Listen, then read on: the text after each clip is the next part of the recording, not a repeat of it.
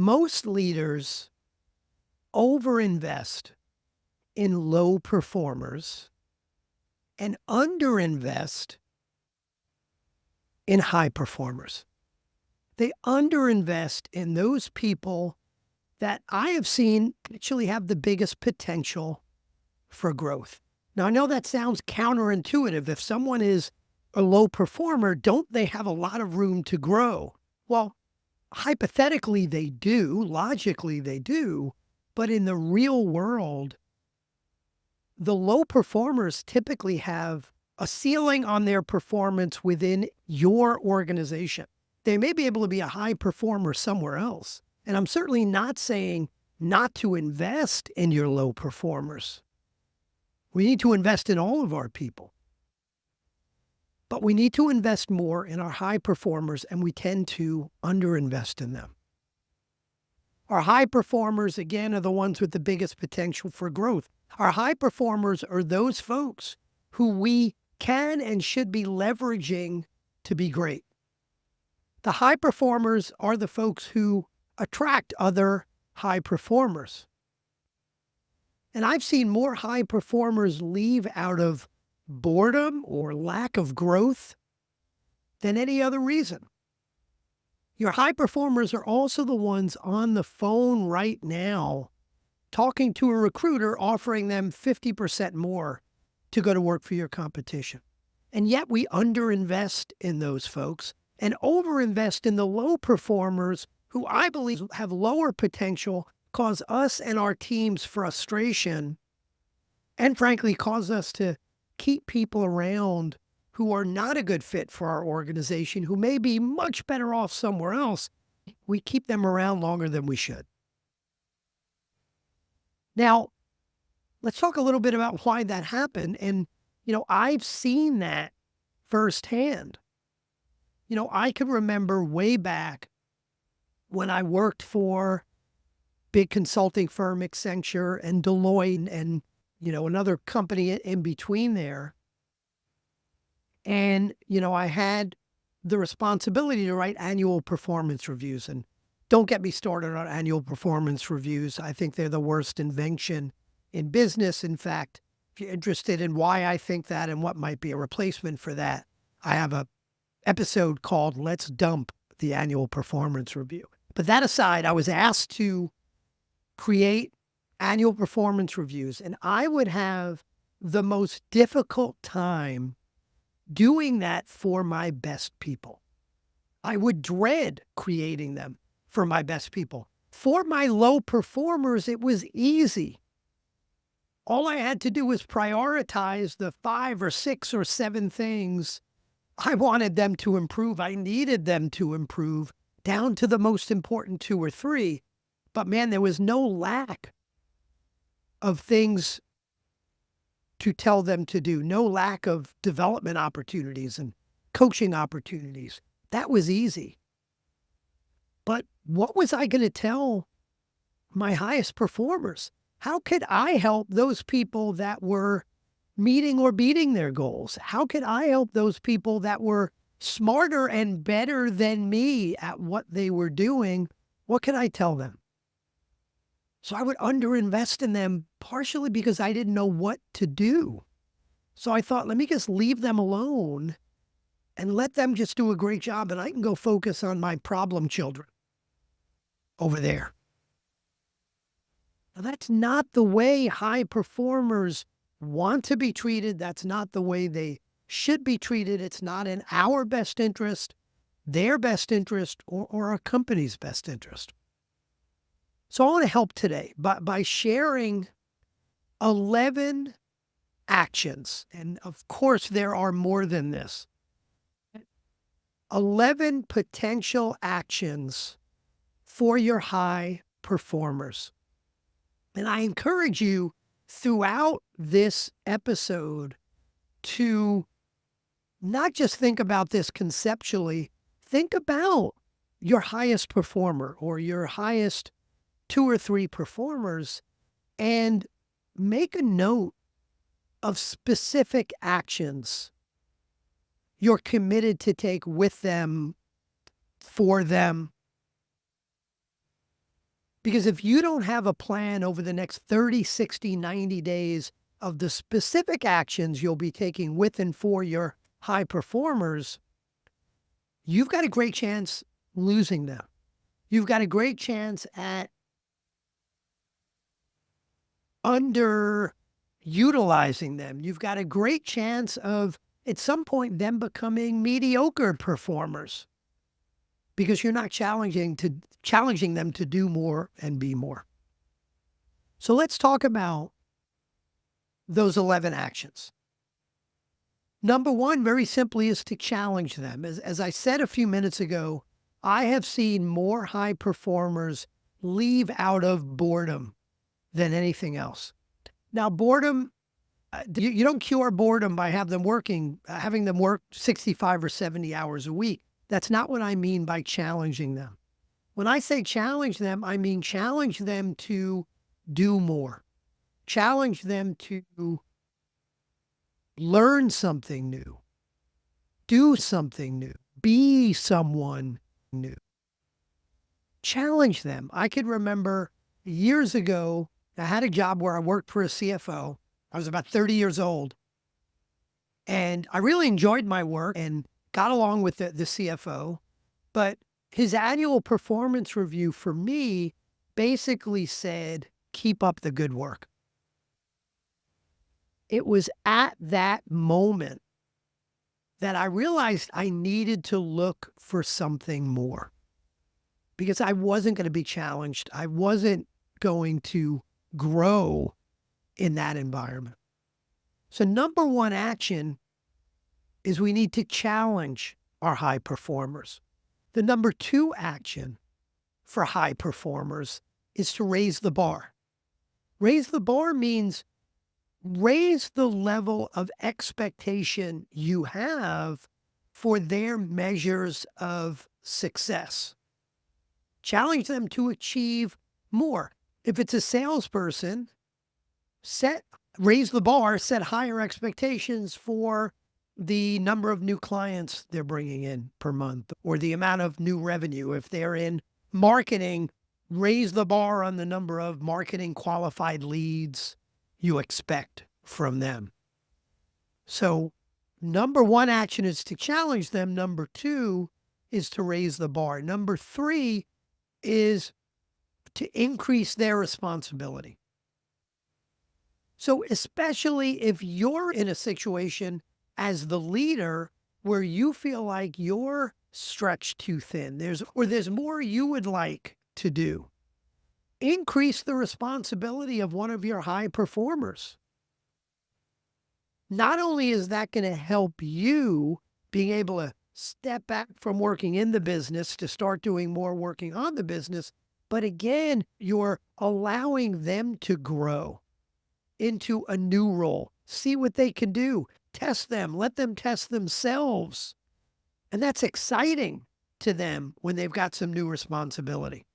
So that's number three. And again, these 11 that I'm taking you through, it's not meant to be do all of these for all of your high performers, but these should be thought starters. You should never be without ideas as to actions you can take with and for these high performers. So we've been through three so far. Number four, invest in them.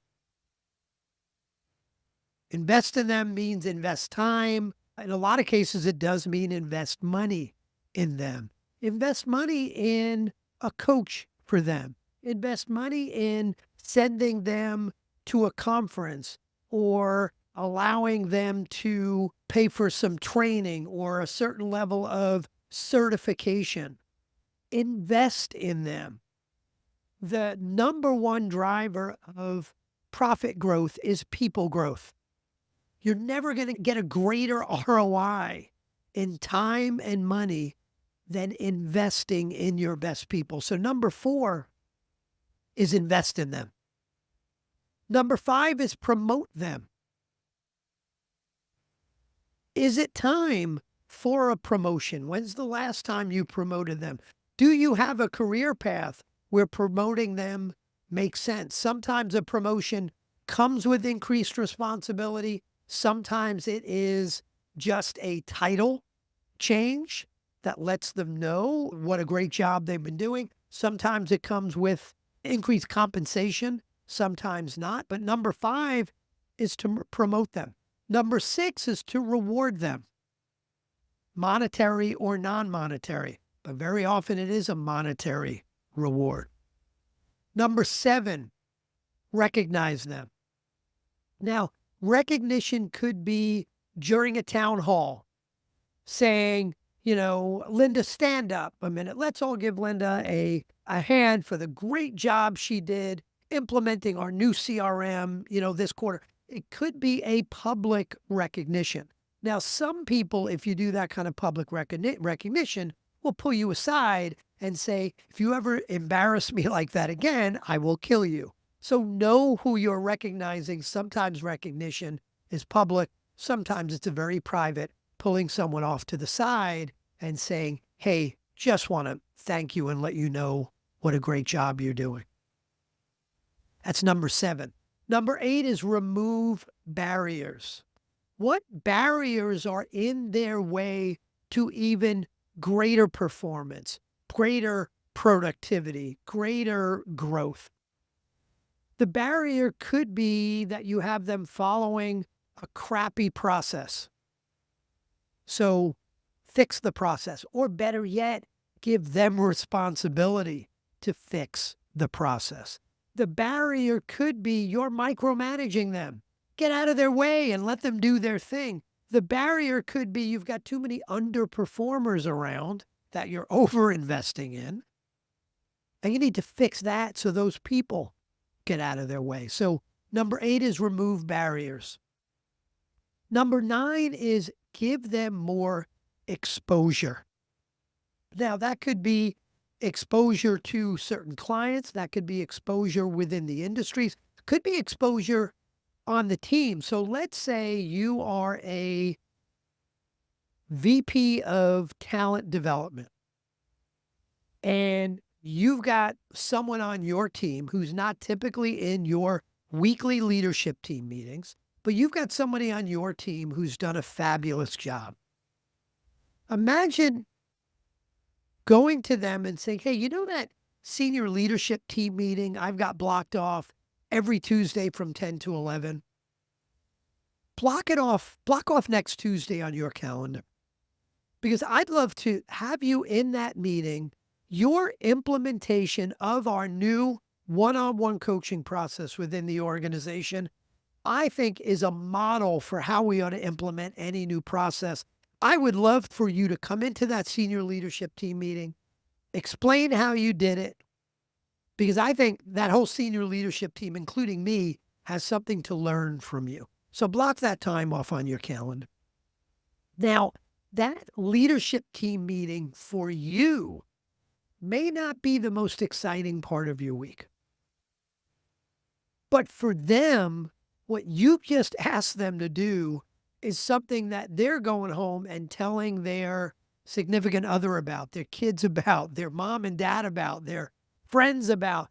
They get to go to the senior leadership team meeting. How cool is that? And you're getting them more exposure to that leadership team and maybe testing out whether they belong around that leadership table one of these days. So exposure is a great action to take with and for your high performers, and that was number 9. Number 10 is career planning. When is the last time you sat down with one of your high performers, found out where they wanted to go in their career and how you could help them get there? Now, that may not only tell you something about how you could help them, but it also may tell you something about your career path within the organization.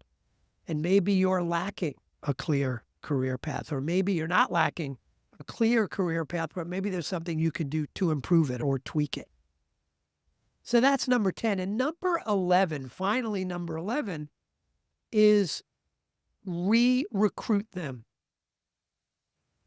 Please do not wait for an exit interview to find out why one of your high performers left. Have a stay interview now to find out what it's going to take so they never leave. Sit down with them and find out what they like to do and maybe how you could help them do more of it. What do they hate to do and how they can do less of it? I've had leaders actually ask what sounds like a really scary question, but say, look, I love the work you're doing. I want you always on my team, by my side. But I got to ask you, what would it take for you to leave? Now, most people wouldn't have the guts to ask that question. But isn't it better to find out now that if they got an opportunity to, I don't know, do more strategic development of partnerships, and isn't it better to find that out now before they leave for a better opportunity to do that somewhere else? If what would cause them to leave is a significant increase in salary, aren't you better off finding that out now before they leave and go someplace else? Have a stay interview. Do not wait for an exit interview to find out why they left. So let me quickly review the 11 and wrap this up. So, number one action for a high performer is to challenge them. Number two, raise the bar. Number three, increase their responsibility. Number four, invest in them. Number five, promote them. Number six, reward them. Number seven, recognize them. Number eight, remove barriers. Number nine, more exposure. Number 10, career planning. And number 11, re-recruit them. I want to encourage you in the strongest way I can for each of your high performers, develop a 90-day plan. Now, that doesn't mean wait 90 days, but a 90-day plan says what actions will you be committed to taking with them and for them over the next 30 days, 60 days, 90 days. I promise you, if you do that, if you invest more in your highest performers, not only will your team's performance skyrocket, your company's performance and culture skyrocket, but you're going to find that you're a lot less stressed and frustrated because spending more time with your high performers is fun. It's interesting.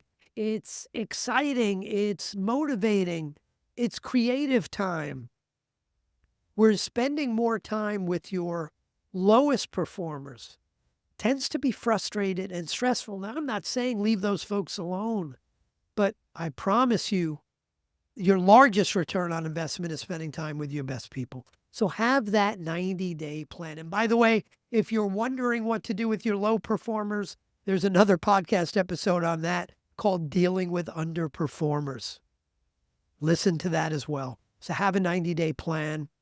I always say if you want a great company, you need a great leadership team. I hope this episode helped you get there. Go make it happen.